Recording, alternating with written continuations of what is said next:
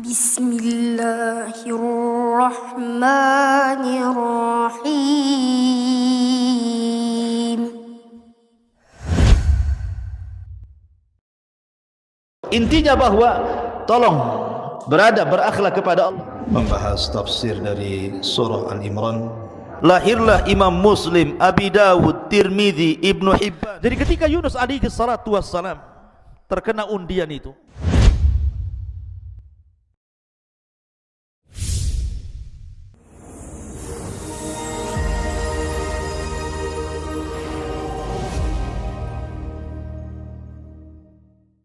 Bismillahirrahmanirrahim.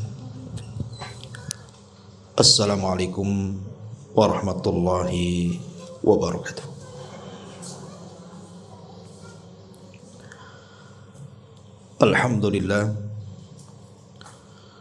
Alhamdulillahilladzi hadana wa kafana waj'alana minal muslimin. Asyhadu an la ilaha illallah wahdahu rabbi la syarika lah wa asyhadu anna Muhammadan abduhu wa rasuluhu alladzi la nabiyya ba'da, amma ba'du. Alhamdulillah, segala puja dan puji hanya milik Allah subhanahu wa ta'ala. Salawat dan juga salam tak henti-hentinya kita curahkan kepada baginda alam Nabi besar Muhammad sallallahu alaihi wasallam. Pembahasan di pagi hari ini kita akan membahas amalan-amalan yang akan masuk ke dalam kuburan dan akan membela orang yang dalam kuburan dari para malaikat yang akan menyakiti kita dalam kuburan. Ma'asyiral muslimat yang dimuliakan Allah Azza wa Jalla, tentu juga masih ada kaitan dengan tazkiyatun nafas. Sebelum saya bahas apa saja amalan-amalan itu, baik kita akan baca riwayatnya baru kita jelaskan. Disebutkan dari hadis Abi Hurairah radhiyallahu anhu. Hadis ini disahihkan oleh Al-Imam Al-Hakim berdasarkan syarat Muslim dan disepakati oleh Al-Imam Al-Zahabi. Tetapi sekelompok para ulama mengatakan bahwa isnadnya atau sanadnya tidak sampai sahih, tetapi derajatnya sampai kepada hasan, sebagaimana dijelaskan dalam kitab Majma' Az-Zawaid karya Al-Imam Al-Haythami, dan juga dicantumkan oleh Syekh Nasiruddin Al-Albani dalam kitabnya Sahihut Targhib dan juga Tarhib. Dari Abu Hurairah radhiyallahu an, Nabi sallallahu alaihi wasallam bersabda,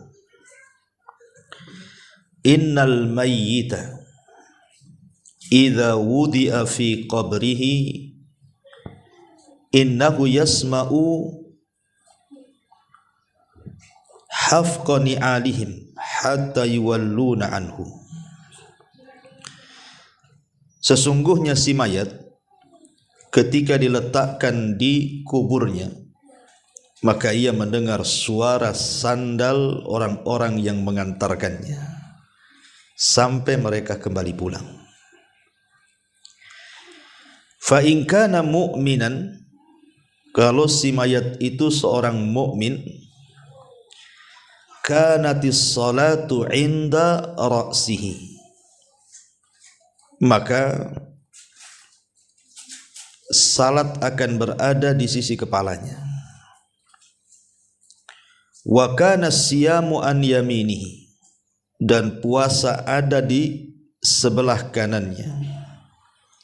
Wa kanatiz zakatu an shimalihi, dan zakat di sisi kirinya.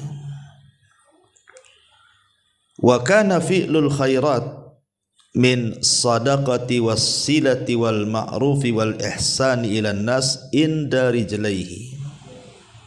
Adapun perbuatan-perbuatan baik yang lainnya seperti sedekah, silaturrahim, perbuatan ma'ruf dan kebaikan kepada manusia lain, maka akan berada di sisi kakinya. Fayu'ta min kibali ra'sihi. Lalu malaikat akan mendatangi dari arah kepalanya. Fataqulu salatu, maka salat akan berkata, ma kibali madkhalun. Kata salat kepada malaikat yang hendak mendatangi dari arah kepalanya tersebut akan mengatakan, tidak ada jalan masuk dari arahku. Thumma yu'ta an yaminihi, maka malaikat akan mendatangi dari sebelah kanannya. Fayaqulu siyam, maka puasa akan berkata, ma kibali madkhal, tidak ada jalan masuk dari arahku.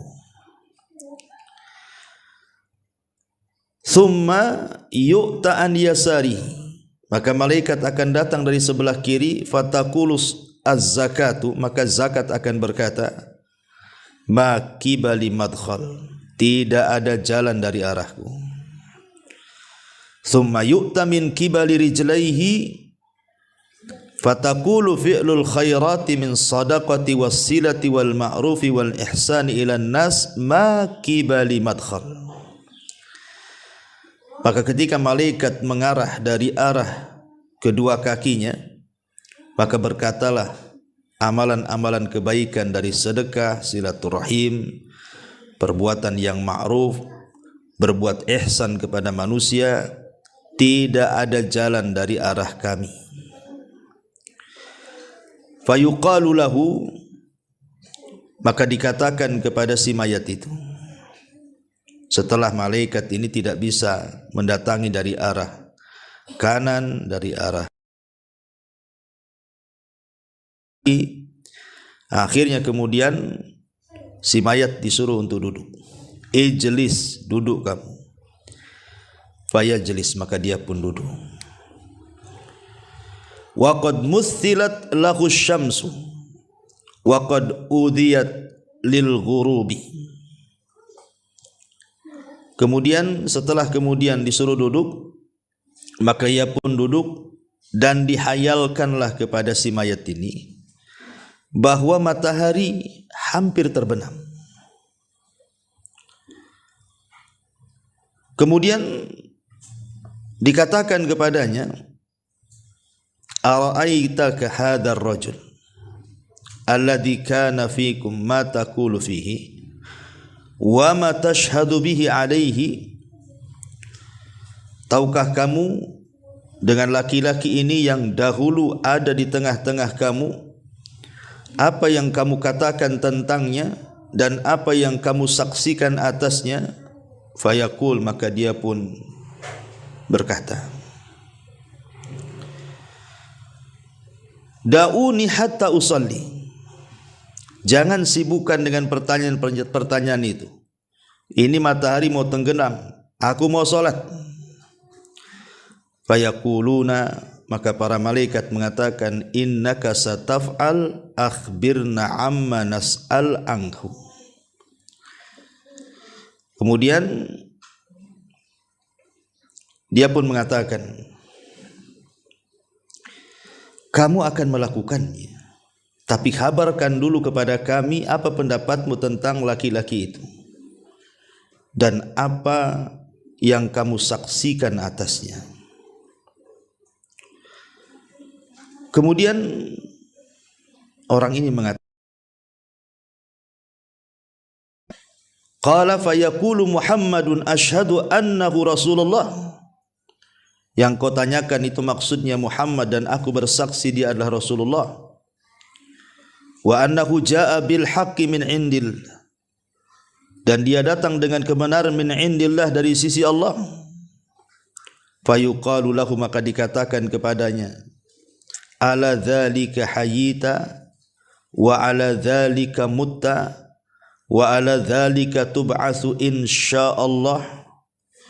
Kemudian dikatakan kepada si mayat ini, di atas hal itulah kamu hidup, di atas itulah kamu mati, dan di atas itu pula lah kamu akan dibangkitkan.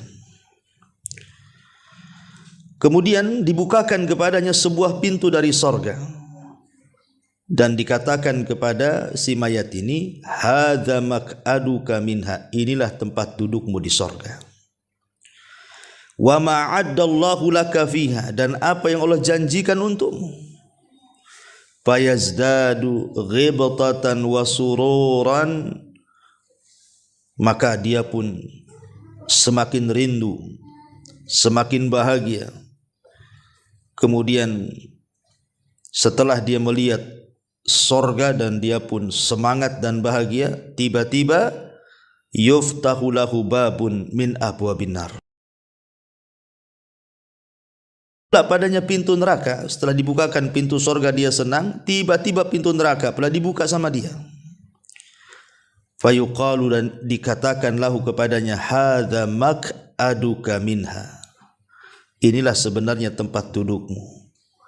Wa ma'addallahu laka fiha, dan apa yang Allah janjikan untukmu, lau asaitahu, seandainya dulu kau di dunia bermaksiat.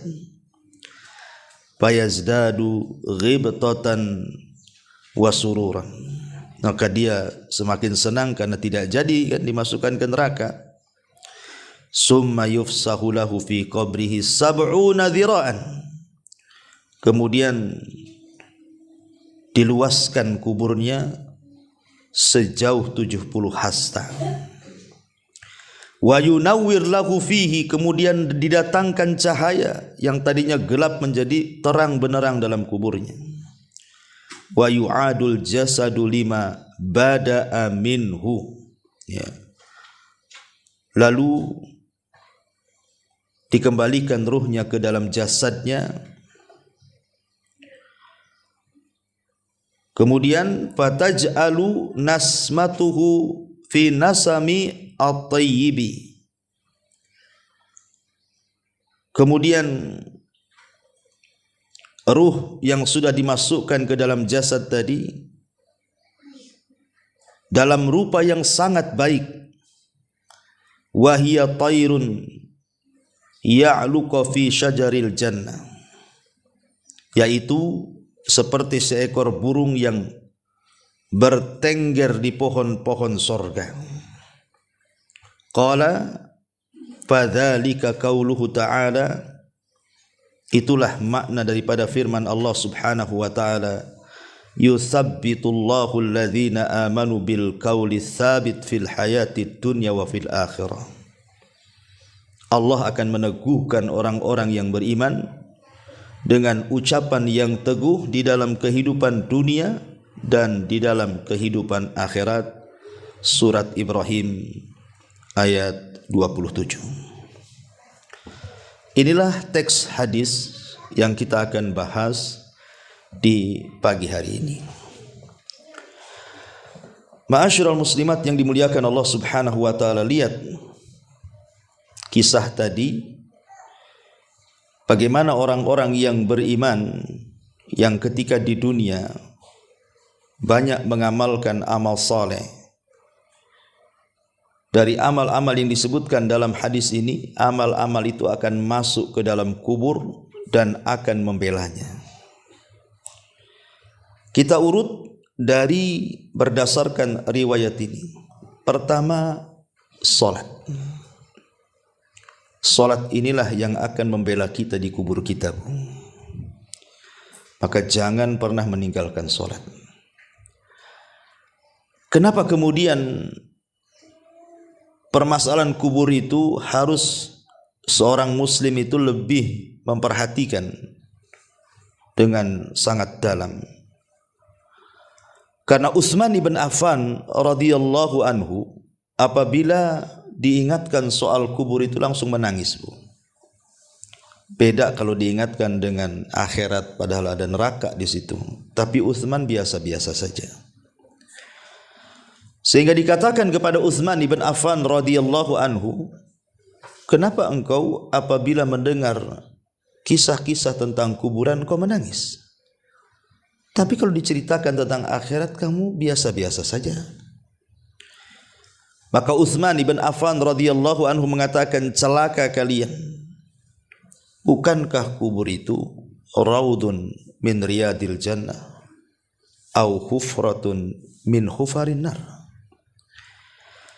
Bukankah kuburan itu bisa jadi taman yang menuju ke taman-taman sorga, atau boleh jadi dia adalah sebuah gua yang menakutkan yang akan menembus neraka?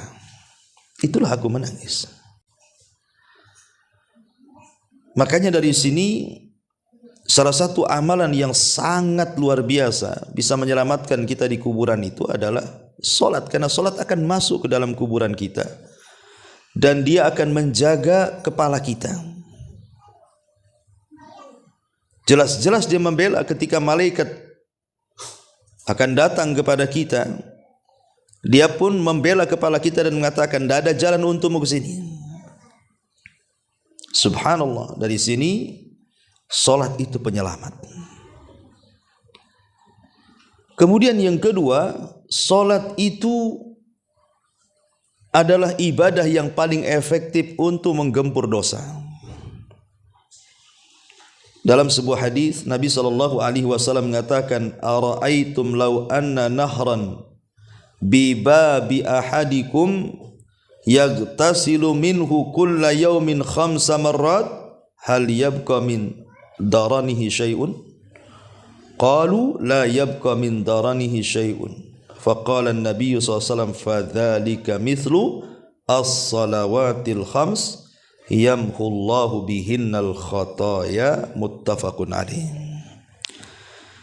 Kata Nabi sallallahu alaihi wasallam, bagaimana pendapatmu kalau engkau punya sungai di depan rumahmu itu dan engkau mandi 5 kali dalam sehari di sungai yang bersih, yang jernih itu?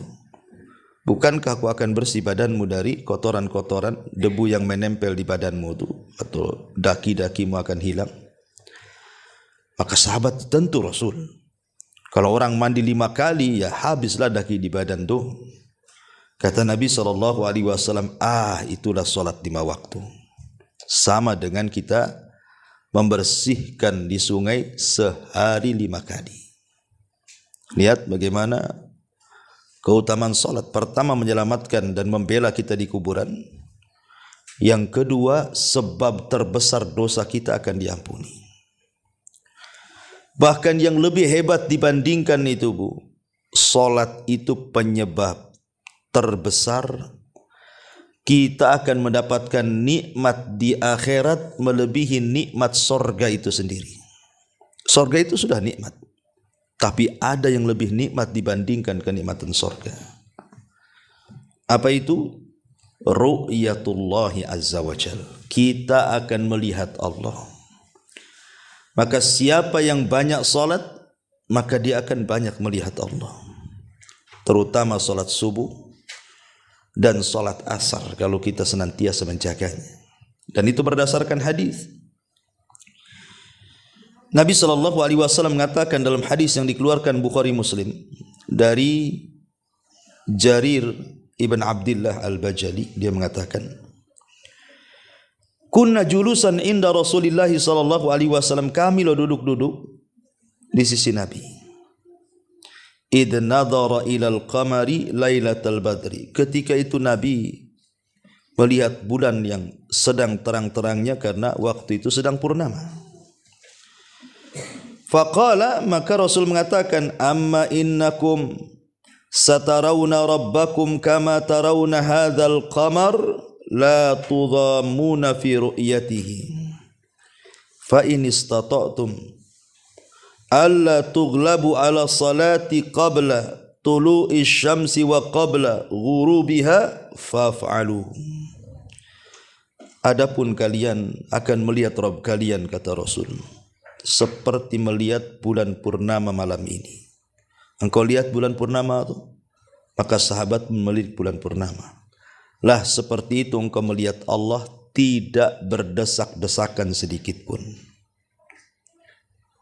Maka kalau kalian ingin melihat Allah dan kalian bisa, maka lakukan. Syaratnya apa? Kalau kalian mampu untuk tidak terkalahkan dengan sebuah solat sebelum terbit matahari, maksudnya solat fajar, wa qabla ghurubiha, dan solat subuh, maka kata Rasul sallallahu alaihi wasallam, faf'alu, lakukan.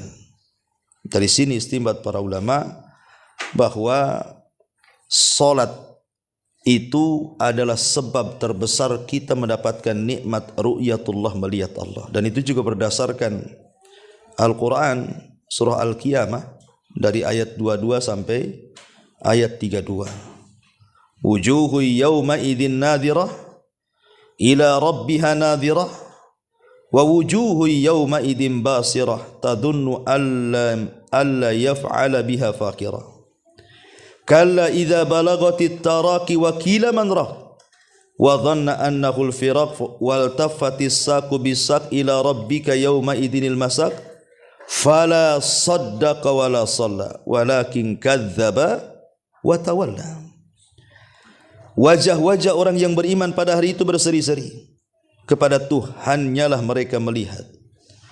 Dan wajah-wajah orang kafir pada hari itu muram, mereka yakin bahwa akan ditimpakan kepadanya malapetaka yang dahsyat. Sekali-kali jangan apabila napas seseorang telah mendesak sampai ke kerongkongan, lalu dikatakan kepadanya, siapakah yang dapat menyembuhkanmu? Dan dia yakin bahwa sesungguhnya itulah waktu perpisahan dengan dunia, dan bertautlah betis kiri dan betis kanan, kemudian Tuhanmu lah pada hari itu kamu dihalau.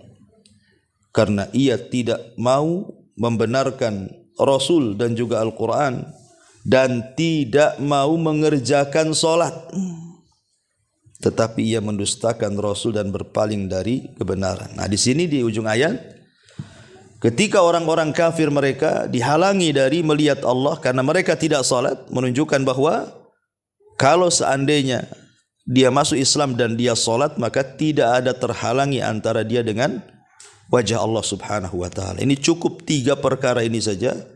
Ini sudah rahasia di balik salat luar biasa, Bu. Pertama, salat itu penyelamat kita di kuburan. Yang kedua, salat itu penggugur dosa terbesar. Dan yang ketiga, salat itu sebab terbesar kita melihat wajah Allah Subhanahu wa taala. Ini yang pertama. Yang kedua, sedekah. Sedekah, dan di sini juga disebut zakat dulu, kemudian sedekah. Apa sih bedanya zakat dengan sedekah nih, Bu? Ya.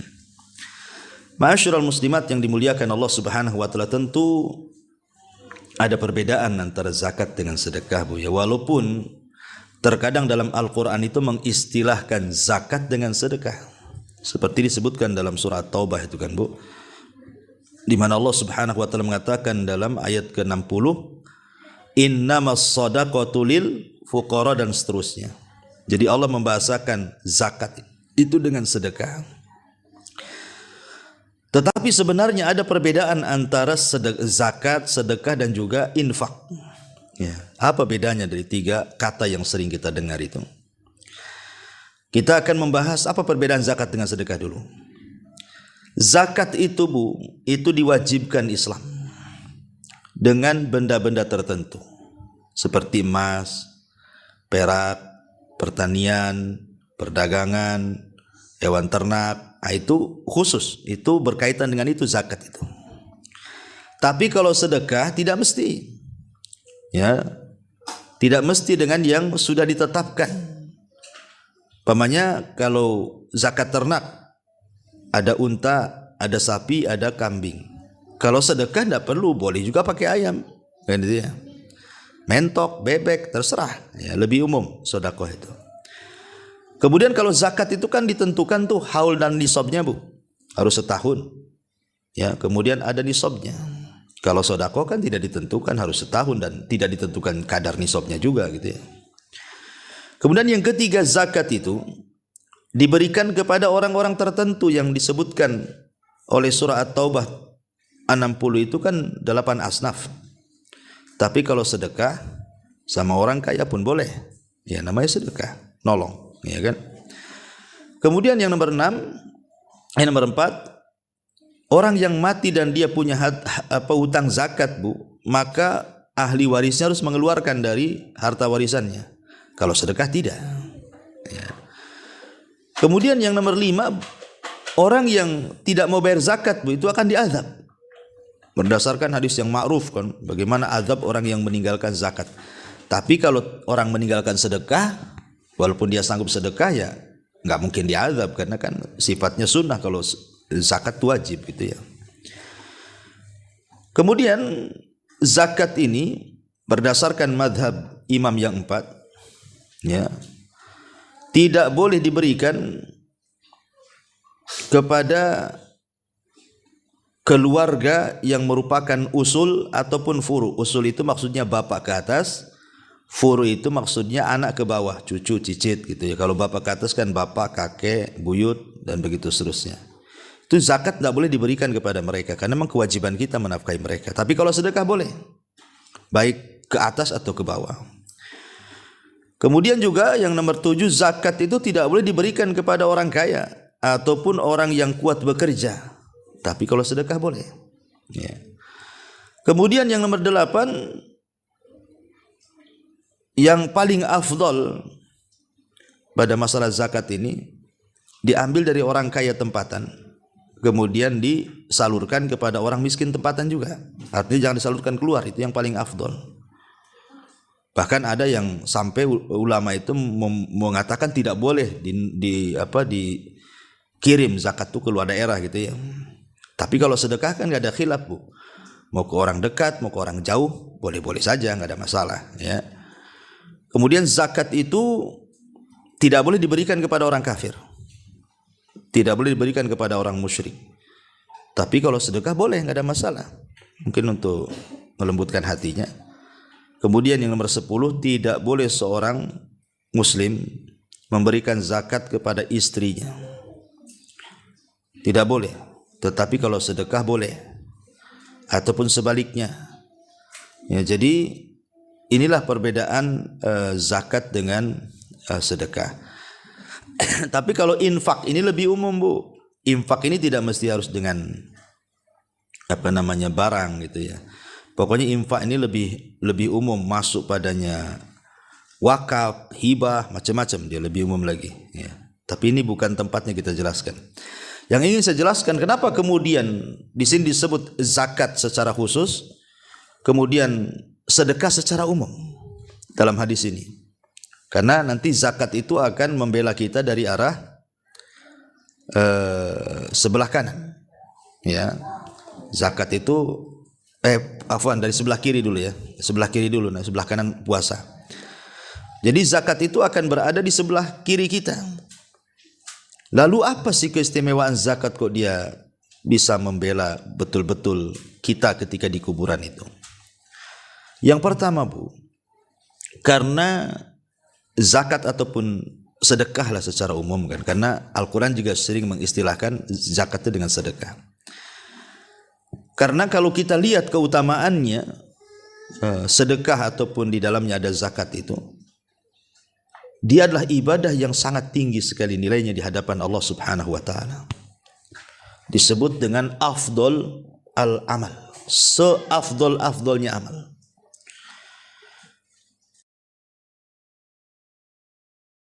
Maka Rasul mengatakan idkhal as-surur 'alal mu'min, memasukkan kebahagiaan kepada hati seorang mukmin. Dengan cara apa? Yaqdi an hudainan, ikut membayarkan hutang. Dan membayar hutang bisa dari uang zakat. Ya, jadi ada saudara kita terlilit hutang, kemudian kita punya tanggungan zakat, maka kita zakatkan kepada orang yang terlilit hutang supaya bayar hutang. Kemudian yaqdi lahu hajah, ataupun kepada orang yang punya hajat, mungkin dia miskin, kelaparan dan begitu seterusnya, sehingga butuh dibantu, zakat bisa disalurkan. Karena bagaimanapun orang-orang fakir dan miskin masuk dalam asnaf zakat. Dan juga masuk dalam sedekah juga. Ya. Termasuk juga yanfusulahu kurbatan, bisa menghilangkan kurba, kesulitan. Intinya bahwa sedekah dan zakat ini seafdal-afdal amal. Yang kedua, bisa menghindarkan mara bahaya. Kata Nabi SAW, "Sana'iul ma'ruf taqi masari as-su' wal afat wal muhlikat." Jadi perbuatan-perbuatan bisa memalingkan kita dari perbuatan buruk atau kejadian buruk atau peristiwa yang akan menghancurkan, peristiwa yang akan mencelakakan. Kita bisa dihindar dari bala dan bencana gara-gara sedekah. Kenapa? Karena sedekah ini bisa menggugurkan atau meredam, ya, bahasanya meredam kemurkaan Allah Subhanahu wa ta'ala. Ya. Termasuk juga orang yang bersedekah itu pahalanya dilipat gandakan. Pahala orang bersedekah itu lipat gandakan. Sampai Allah mengatakan dalam surah Al-Hadid ayat 18 itu kan, innal musaddiqina wal musaddiqati innal musaddiqina wal musaddiqati wa aqridullaha qardan hasana yudha'af lahum wa lahum ajrun karim. Ketika Allah mengatakan dan mereka wa aqradu menggadaikan dengan Allah Subhanahu wa taala dengan gadaian yang baik, maka akan dilipat gandakan tuh pahalanya dan bagi mereka pahala yang baik. Dan banyak lagi, karena seperti mampu menghapuskan dosa-dosa, ya jelas ya kan. Kemudian juga hartanya menjadi berkah dan bertambah. Kemudian juga bisa terjaga dari azab Allah dan penyebab terbesar juga masuk surga. Kemudian juga sedekah sebagai dalil keimanan kita. Maka disebut sedekah itu dari kalimat sodaqah, membenarkan. Jadi ketika sedekah itu, kalau kita tidak bersedekah padahal kita mampu sedekah, berarti dipertanyakan keimanannya, karena itu menunjukkan kejujuran iman seseorang, sedekah itu. Ya. Termasuk juga sedekah ini juga adalah pintu-pintu terbukanya sebuah kebaikan. Macam-macam kebaikan itu banyak masuk dari pintu sedekah. Dan banyak lagi lah, karena sedekah ini seagung inilah, maka kenapa kemudian zakat ini akan membela kita di sebelah kiri kita. Kemudian yang ketiga, puasa. Puasa, ya. Ma'ruf puasa jelas keutamaannya, karena satu hari ibu berpuasa di jalan Allah Subhanahu wa taala, kata Nabi SAW, man shoma yauman fi sabilillah ba'adallahu wajhahu anin nari sab'ina kharifa. Maka wajah ibu akan dijauhkan dari api neraka itu 70 tahun perjalanan. Sampai di mana nih kalau ibu jalan 70 tahun berhenti itu, Bu? Udah jauh tuh. Sejauh itulah wajah kita dijauhkan dari api neraka. Itu yang puasa sunnah, Bu. Pemanya puasa Senin atau puasa Kamis, itulah pahalanya. Semana dengan puasa wajib. Ya. Kemudian juga puasa sendiri adalah rahasia kesabaran orang. Jadi di balik puasa itu ada rahasia kesabaran yang tidak ada dalam ibadah yang lain, Bu. Jadi ibadah puasa ini terkait dengan 3 kesabaran. Sabar dalam menjalankan ketaatan, sabar dalam menjauhkan kemaksiatan, dan sabar dalam menghadapi qada dan qadar. Adapun sabar menjalankan ketaatan, yang memang puasa harus sabar, kalau enggak batal lah, Bu. Ya kan? Kemudian yang kedua, sabar dari meninggalkan maksiat. Jangan sampai ketika berpuasa ibu gibah, habis puasanya, pahalanya percuma lapar-lapar kan gitu. Ataupun sabar dalam menghadapi qada dan qadar, karena rasa lapar, rasa haus itu bagian dari takdir Allah. Kalau orang tidak makan lapar, kalau orang tidak minum haus, itu udah takdir, dan kita harus sabar di situ. Makanya ketika puasa mencakup 3 perkara ini, bahwa kandungan puasa ini luar biasa, karena dia adalah aplikasi atau perwujudan dari rasa sabar itu sendiri. Dan sabar ini adalah separuh sifat yang memasukkan kita ke surga. Kan ada 2 sifat kalau kita miliki, Bu. 2 sifat inilah penyumbang terbesar kita masuk surga. Pertama sabar, yang kedua syukur. Sabar akan musibah dan syukur akan nikmat. Orang kalau dihiasi dengan 2 sifat ini, inilah yang paling menonjol. 2 sifat orang itu sebab masuk surga. Jadi karena ada terkandung kesabaran puasa, dan pahala puasa, pahala orang sabar itu jelas dalam Quran. Innama yuwaffas sabiruna ajrahum bighairi hisab. Kami akan cukupkan orang-orang yang sabar itu tanpa hisab, menunjukkan bahwa puasa itu luar biasa. Ya, akan diberikan pahala yang berlipat ganda yang kita tidak tahu. Apalagi satu-satunya ibadah yang mendekati keikhlasan itu adalah puasa. Kenapa saya katakan mendekati keikhlasan dibandingkan ibadah yang lain? Karena puasa nggak nampak, Bu. Kalau sholat nampak lah ibu takbiratul ihram sampai salam. Kalau sedekah ibu nampak jinjing uang, atau mungkin kalau zakat fitrah nenteng beras. Kalau haji nampak ada manasiknya. Ya. Jadi semua ibadah, baca Quran nampak, semua nampak. Tapi kalau puasa nggak nampak, Bu. Umpamanya sekarang hari Kamis umpamanya. Mungkin di antara ibu ada yang puasa, ada yang tidak. Mana ibu tahu di samping ibu puasa? Tahu Ustaz, gimana caranya? Ini kami edarkan aqua gelas, tadi minum sama dia tuh. Jangan-jangan dia puasa tuh. Belum tentu. Jangan-jangan dia memang lagi nggak mood minum kan gitu ya. Mungkin dia sudah bawa dari rumahnya termos isinya kopi dengan teh gitu kan. Ngapain pula aqua gelas katanya.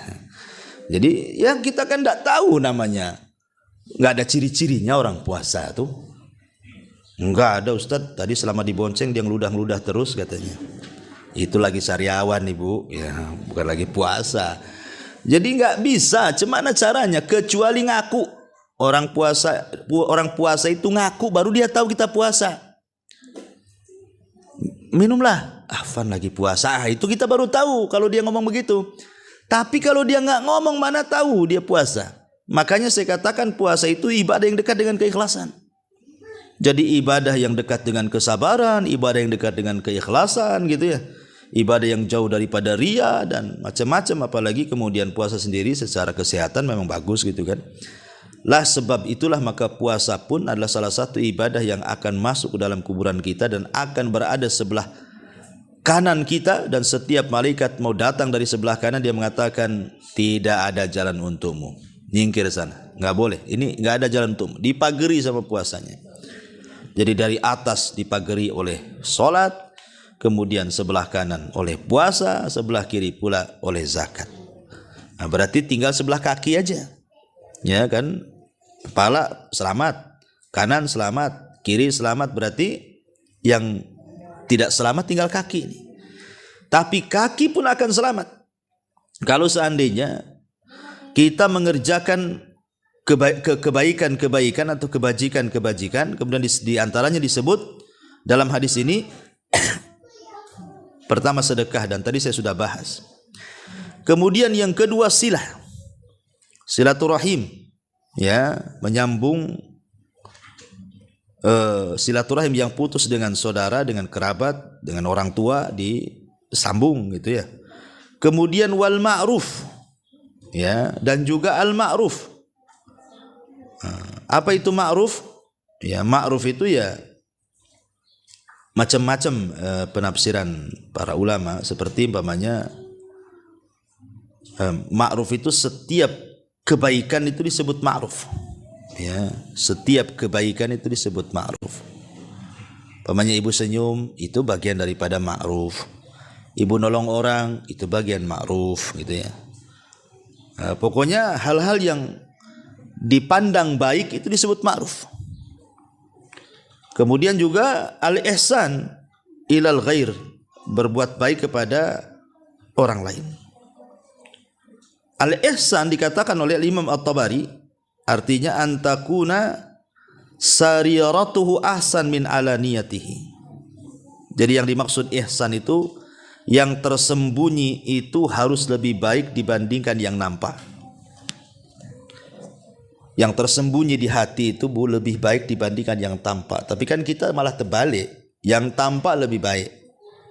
Makanya sering saya nasihatkan Bu, kadang-kadang ada orang yang mungkin dapat hidayah baru masuk gitu kan, kemudian dia mulai ngaji, dengar YouTube, mulai pakaiannya baguslah, nutup aurat ya, pakaiannya besar-besar, pakai niqab, pakai jilbab, pakai kaos kaki kan gitu. Jangan sampai hijrah itu hanya sekedar hijrah pakaian. Itu yang banyak di masyarakat nih. Hijrah itu cuma pakaiannya saja. Jadi yang ketika dia hijrah itu yang dipikirkan itu pakaian aja. Ya, setiap pegang handphone Bu, masuk ke Tokopedia itu Bu, itu yang klik di pertama cadar. Keluar macam-macam cadar.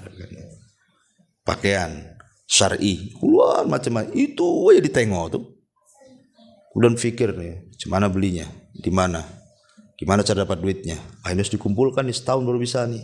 Nah, jadi atau kalau keluar itu dandan di kaca itu sampai mau pecah kacanya Bu. Jadi mungkin saking lamanya gitu ya. Itu kan takut mereng, takut ada binti, takut apa. Apa yang mau dilihatkan ibu aja pakai cadar kan gitu. Nah, ibu mau lihatkan pakaian kan, berarti di situ.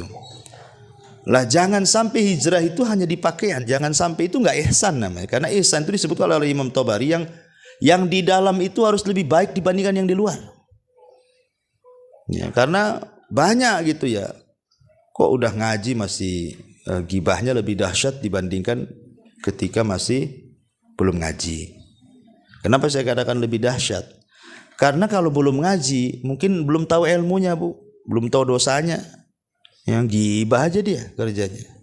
Ini udah ngaji, udah tahu dosanya. Ustaz-ustaz pun udah sering, udah bolak-balik nasihati dari macam-macam ustaz. Tetap aja gibah. Gibahnya beda. Ya, kalau di masyarakat ya gibahnya ya umum lah.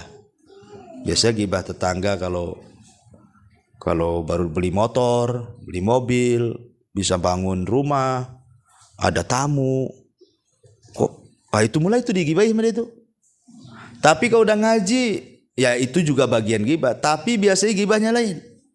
Ya gibahnya agak syar'i lah. Nggak ada gibah syar'i itu ya. Ya gibah ya dosa lah. Nah, cuman yang digibah ya sesama umahat yang sudah ngaji, sampai ke ustadznya digibahi kan itu ya. Jadi kena semua. Gibah masalah dilarang, jangan ngaji ke sana. Itu saya dengar Ustadz Anu itu gini. Ustadznya yang kena. Ya, itu kan gibah Bu. Nah, jadi beda hukum itu. Lebih parah lagi orang ngaji gibahnya. Karena dia tahu hukum masalahnya. Jadi saya nasihatkan Bu, kalau bisa hijrah ya hijrah. Mendingan hijrah hatinya daripada pakaiannya. Daripada hijrah pakaian hatinya tak pula tak hijrah, masih kotor, masih penuh hasad, dengki dan begitu seterusnya. Karena itu belum sampai ke taraf ihsan namanya. Nah, ihsan juga disebutkan dalam sebuah riwayat dari Musnad Abi Hanifah rahimahullahu taala. Dia mengatakan qala al-ihsan an ta'mala lillah. Tiap yang kita beramal ditujukan kepada Allah, itulah ihsan. Dan dalam riwayat Muslim antahsyallaha ka'annaka tarahu fa innaka illam takun tarahu fa innahu yara. Jadi ihsan itu seolah-olah kau takut kepada Allah. Kalaupun tidak bisa, maka yakinlah Allah melihat kita. Ya. Intinya bahwa ihsan itu kalau diterjemahkan adalah kebaikan. Dan kebaikan itu sering saya ulang-ulang Bu. Ya, jangan meremehkan sekecil apapun kebaikan. Walaupun kecil. Jangan. Karena kecil ini terkadang bisa menyelamatkan orang dari neraka dan dimasukkan ke surga. Sampai-sampai Rasul mengatakan fattaqun nar walau bisyikit tamrah. Takutlah akan neraka walaupun kau sedekah dengan separuh biji kurma. Separuh kurma itu mana mengenyangkan, Bu?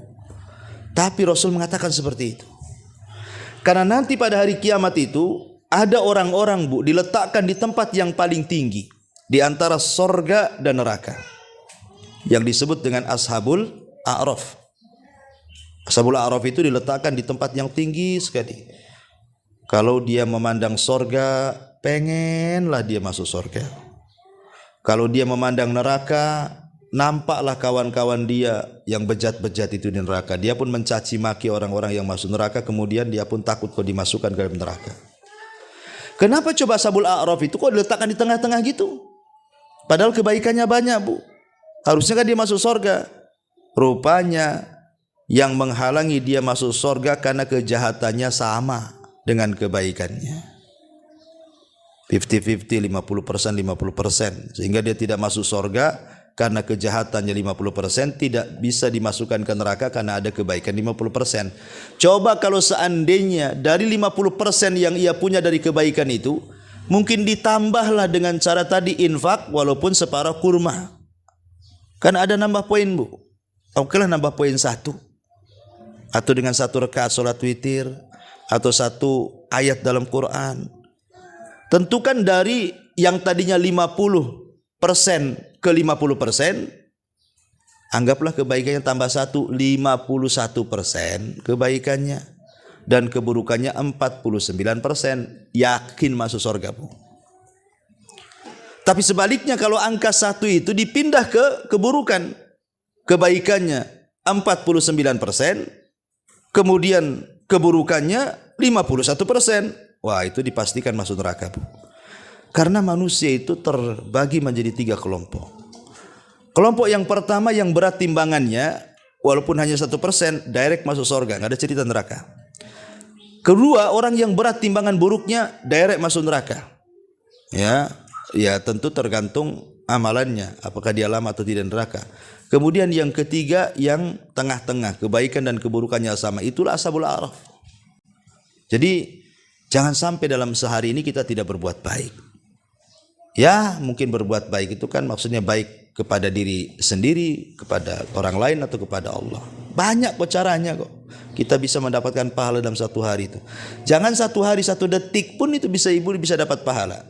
Zikir aja lah, subhanallah, nggak sampai 1 detik dapat pahala.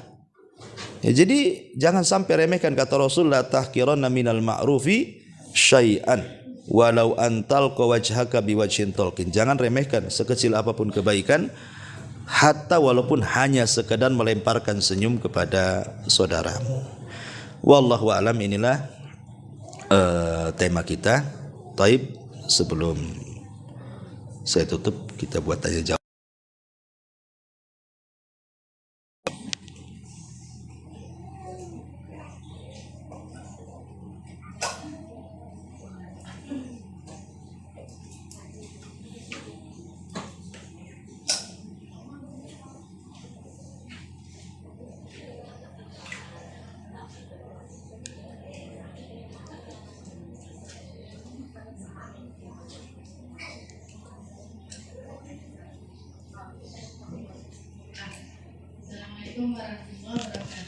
Ya, waalaikumsalam warahmatullahi wabarakatuh. Ini tentang ashabul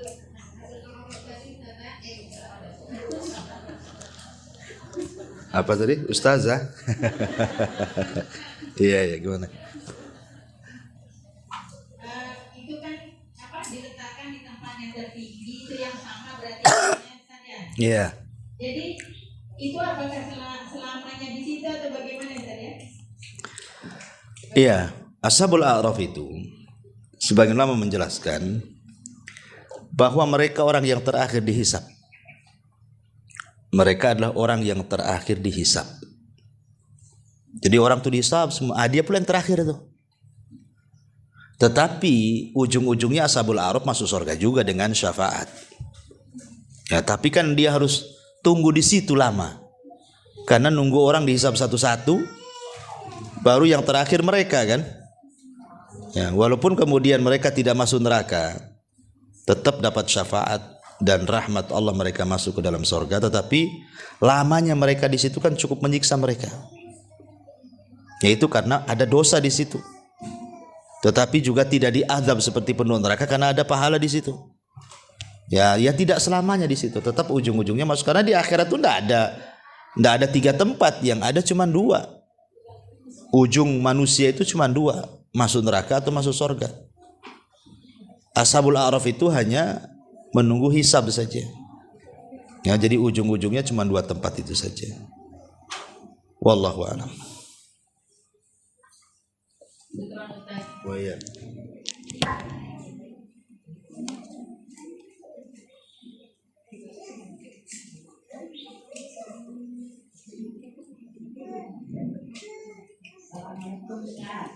Ya, waalaikumsalam warahmatullahi. Ini yang saya tanyakan masalah fitrah. Kalau kita berfitrah bulan puasa itu dibayarkan anak, sedangkan kita masih bisa gitu ya Ustaz ya. Jadi bagaimana itu Ustaz, kalau anak yang bayarkan kita dapat pahalanya atau anak yang dapat pahalanya Ustaz? Iya. Ya kalau memang ibu sanggup, sebaiknya tidak usah dibayarkan anak. Kalau memang ibu ada rizki kan, karena memang apa sih tujuan zakat fitrah itu, Bu? Tujuan zakat fitrah itu adalah untuk menyempurnakan kekurangan kita saat puasa Ramadan. Ya kita tidak tahu lagi puasa, mungkin kita ini gibain orang, ya kan? Mungkin kita dusta, mungkin kita jelekin orang, rendahin orang, kan kita tidak tahu, Bu. Sama dengan sholat, kadang khusyuk, kadang tidak, kadang melamun, ya kan? Sholat kan gitu juga, Bu. Lah sholat rawatib itu bisa nembel kekurangan sholat wajib. Lah zakat fitrah itu untuk menembel kekurangan ibu puasa selama Ramadan. Jadi dikurangi dengan, disempurnakan dengan zakat fitrah itu. Karena itu untuk membersihkan orang yang berpuasa. Itu salah satunya fungsinya, karena banyak fungsi yang lain kan. Cuman ini salah satu fungsi yang berdasarkan nas hadis seperti itu. Tuhratun lis-shaimin, untuk membersihkan orang-orang yang berpuasa. Sehingga kalau bisa jangan difitrahkan orang. Kalau kita sanggup, ya fitrahkan diri sendiri saja. Nah, tapi kalau seandainya anak itu memberikan uang kepada ibu untuk zakat fitrah gitu ya, artinya diterima dulu sebagai pemberian anak, bahwa uang itu adalah sudah jadi hak milik ibu. Nah, dengan uang itu ibu bisa belikan beras. Ya tidak ada masalah seperti itu. Jadi anak ingin berbuat baik, dia ngasih uang sama orang tuanya.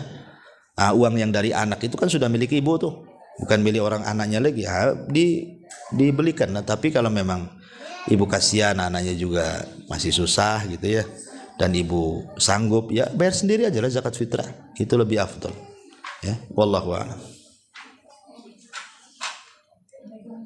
Iya. Mohon dijelaskan tentang amalan yang membuat orang bisa masuk surga tanpa hisab. Kemudiannya bagaimana kita berdoa bisa dimasukkan dalam keadaan sahih. Maksudnya gimana? Amalan-amalan yang bisa seseorang itu bebas dari hisab gitu. Oh. Terus yang keduanya doa atau amalan yang bisa kita mati dalam keadaan sahih. Husnul khotimah. Wa iya. Ya, alhamdulillah. Salatu wassalamu ala Rasulillah. Amma ba'du. Ada sebuah hadis yang ma'ruf ya, ketika Nabi sallallahu alaihi wasallam diperlihatkan umatnya pada hari kiamat. Jadi ada di antara umatnya itu 70.000 yang masuk surga tanpa hisab dan adab. Lah salah satunya, kemudian Nabi SAW menjelaskan itu maksudnya siapa sih kelompok ini. Maka Rasul SAW menyebutkan 4 sifat. Ya, 4 sifat. Pertama, alladzina la yastarqun, orang-orang yang tidak minta diruqyah. Sebenarnya minta diruqyah boleh, ya, kalau memang mendesak, kata Syekh bin Baz, kalau tidak salah. Kalau memang tidak ada cara lain pengobatan, maka ruqyah itu sebagai alternatif terakhir, gitu maksudnya. Maka itu tidak mempengaruhi, tidak terkeluar dari 70 orang yang masuk surga tanpa adab dan hisab. Tapi kalau sebenarnya obat lain banyak, ataupun dia pun bisa meruqyah diri sendiri, ngapain Pak orang lain meruqyah dia, kan gitu ya. Nah, maka ketika kita ada alternatif yang lain, sedikit-sedikit minta ruqyah, ya itulah yang terkeluar dari orang-orang yang tanpa hisab dan adab. Kemudian yang kedua, walayak tahun, orang yang menggunakan besi-besi panas dijadikan pengobatan.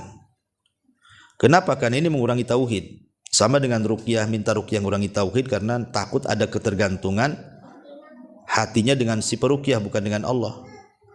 Ataupun orang yang berobat dengan besi yang disundut itu, dengan besi panas, takut timbul rasa takut yang berlebihan, sehingga dia takut kepada besi bara api dibandingkan takut dia kepada Allah Subhanahu wa taala. Ya. Kemudian kata Nabi SAW, anggap sial, barang, benda, binatang, mimpi. Nah, itu karena mengurangi tauhid juga. Dan yang terakhir, wa ala rabbihim yatawakkalun, dan kepada Rabbnya mereka pun bertawakal kepada Allah Azza wa Jalla. Memang ini agak berat, Bu. Ya, berat ya. Tawakal itu bukan perkara yang mudah, memang berat sekali, karena itu kan menyandarkan hati kepada Allah.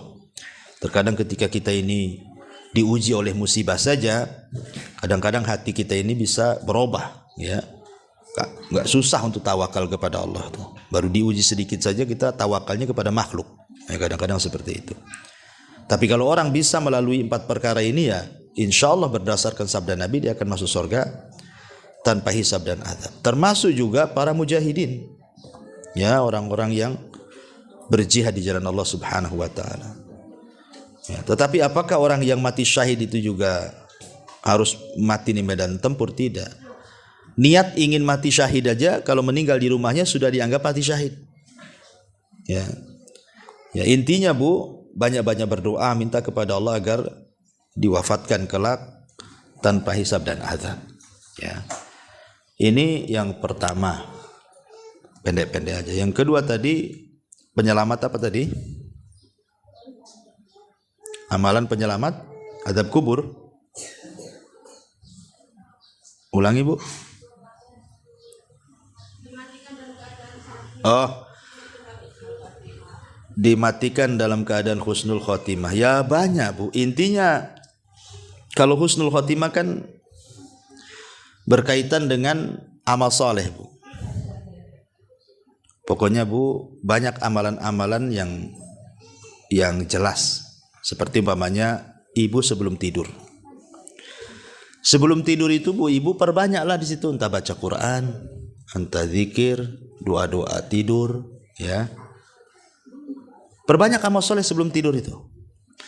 Kalau Allah Subhanahu wa taala takdirkan kok ibu nggak bangun lagi alias mati, insya Allah Bu, ibu husnul khotimah.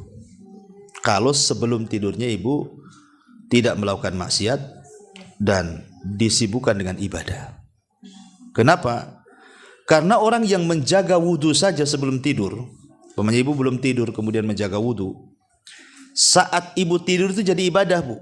Karena ada malaikat samping kiri, samping kanan kiri ibu. Kalau ibu berguling ke arah kanan, malaikat sebelah kanan mengatakan, ya Allah ampuni orang ini, ya Allah rahmati orang ini. Apabila dia berguling ke sebelah kiri, maka malaikat sebelah kiri juga akan mengatakan sama, ya Allah ampuni orang ini, ya Allah rahmati orang ini. Masalahnya ini guling-guling sana sini Ustaz. Tetap dia didoakan malaikat sampai pagi. Sehingga kalau sudah Allah takdirkan didoakan malaikat sampai pagi, otomatis dia kalau meninggal husnul khotimah lah. Jadi orang itu mudah melihat husnul khotimah atau tidak, lihat amalan sebelum tidurnya Bu. Kalau amalan sebelum tidurnya begadang, maksiat, dugem, minum dan begitu seterusnya kan. Kemudian pulang langsung tidur, kok besoknya enggak bangun lagi, itu alamat suul khotimah tuh.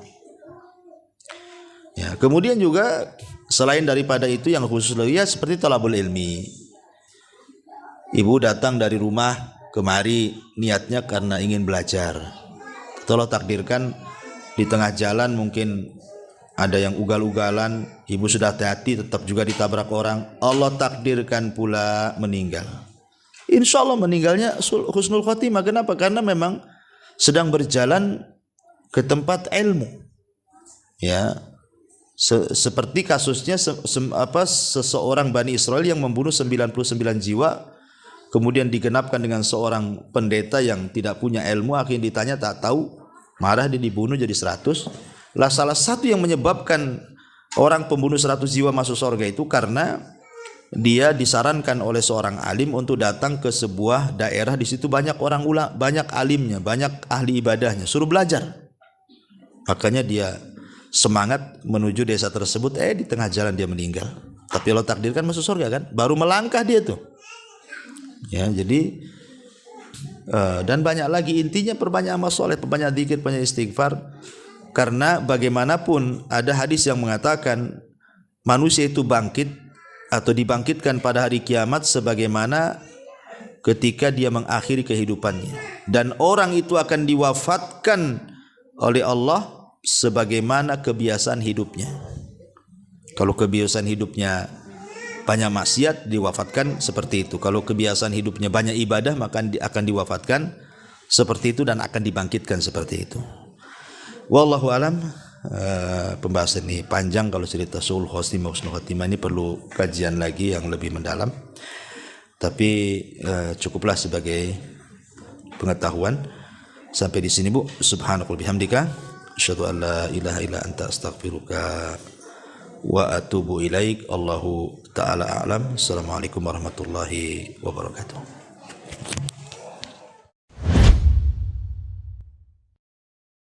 Intinya bahwa tolong berakhlak kepada Allah. Membahas tafsir dari surah Al-Imran.